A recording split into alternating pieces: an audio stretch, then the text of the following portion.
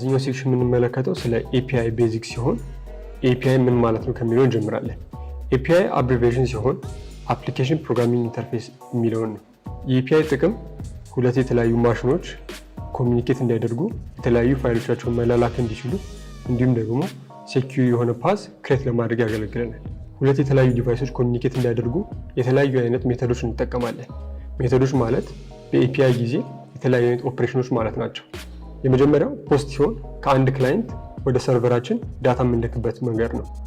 እንዲሁም ደግሞ ቀጣዩ ጌት ሲሆን ከሰርቨራችን ወደ እኛ ማሽን ዳታዎችን ፑል የምናደርግበት መንገድ ነው።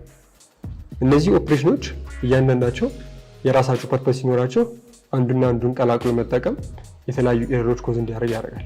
ቀጣይ የሚሆነው ደግሞ ሪኩዌስት እና ሪስፖንስ ነው። ሪኩዌስት ማለት አንድ ክላይንት ከአንድ ሰርቨር ይህን ዳታ ፈልጋለሁ ብሎ የሚጠይቅበት መንገድ ነው። ሪስፖንስ ማለት ደግሞ ሰርቨሩ ለዛ ጥያቄ መልስ የሚመልስበት መንገድ ነው። ቀጣዩ ደግሞ የሚሆነው ጄሰን ነው። ጄሰን ማለት ጃቫስክሪፕት ኦብጀክት ኖቴሽን ማለት ሲሆን ይህም ደግሞ እነዚህ APIዎች እነዚህ ማሽኖች ኮሚኒኬት በሚያደርጉበት ሰዓት ላይ ኮመንሊ የተለመደው የዳታ ትራንስፈር መንገድ ነው።